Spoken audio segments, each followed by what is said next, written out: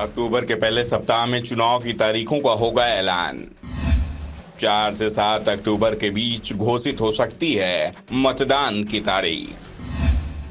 चुनाव आयोग ने 5 राज्यों के चुनाव को लेकर दिए बड़े संकेत। मध्य प्रदेश सहित 5 राज्यों के विधानसभा चुनाव का ऐलान अब 6 से 7 सप्ताह में ही हो जाएगा। 50 दिन से भी कम का वक्त बचा है। चुनाव की तैयारियां तेज हो चुकी हैं। चुनाव आयोग की ओर से जो संकेत मिल रहे हैं उसमें साफ है कि वो चुनाव का ऐलान अक्टूबर के पहले सप्ताह में ही कर देगा। दरअसल ऐसा पहली बार हो रहा है जब चुनाव के बीच में दीपावली और क्रिकेट विश्व कप का आयोजन भी हो रहा है। इसलिए आयोग को भारतीय टीम के मैचों की तारीख का भी ख्याल रखना पड़ रहा है। चुनाव आयोग उस दिन वोटिंग नहीं कराएगा जो इस दिन भारत का मुकाबला होगा। दरअसल चुनाव आयोग ने 4 अक्टूबर की तारीख वोटिंग लिस्ट के अंतिम प्रकाशन की तय की है और इस लिस्ट के जारी होते ही चुनाव आयोग को सिर्फ वोटिंग की तारीखों का ऐलान करना होगा। चुनाव आयोग जैसे ही वोटिंग की तारीख घोषित करेगा, प्रदेश में आचार संहिता भी लग जाएगी। दरअसल पिछले 5 चुनाव को अगर देखें तो मध्य प्रदेश में अक्टूबर के पहले या दूसरे सप्ताह में ही चुनाव का ऐलान होता रहा है और इस बार भी इस बात की संभावना है कि आयोग अक्टूबर के पहले ही सप्ताह में चुनाव का ऐलान करेगा। अगर पिछले 5 चुनाव के दौरान आयोग के फैसले पर नजर डालें तो मध्य प्रदेश के लिए चुनाव आयोग ने वर्ष 2003 चुनाव का ऐलान 12 अक्टूबर, वोटिंग की तारीख 27 नवंबर। वर्ष 2008 चुनाव का ऐलान 14 अक्टूबर, वोटिंग की तारीख 27 नवंबर। वर्ष 2013 चुनाव का ऐलान 4 अक्टूबर, वोटिंग की तारीख 25 नवंबर। वर्ष 2018 चुनाव का ऐलान 6 अक्टूबर, वोटिंग की तारीख 28 नवंबर।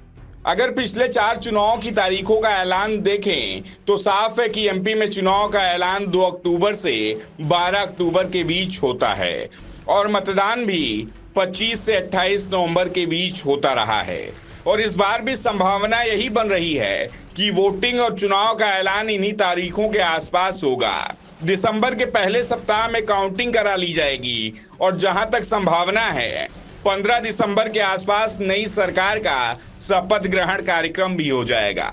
दरअसल आचार संहिता लागू होने के बाद कम से कम 48 दिनों में चुनाव प्रक्रिया समाप्त हो पाती है। ऐसे में अगर 4 अक्टूबर को चुनाव का ऐलान होता है तो 22 नवंबर को काउंटिंग कराई जा सकती है।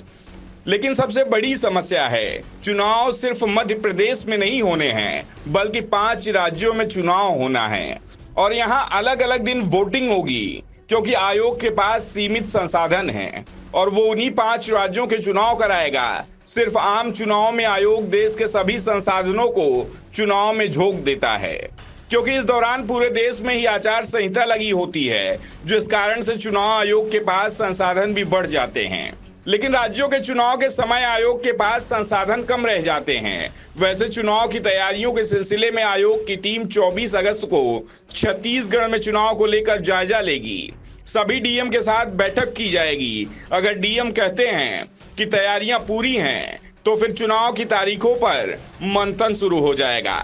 छत्तीसगढ़ के बाद आयोग मध्य प्रदेश, राजस्थान, तेलंगाना और मिजोरम का दौरा करेगा।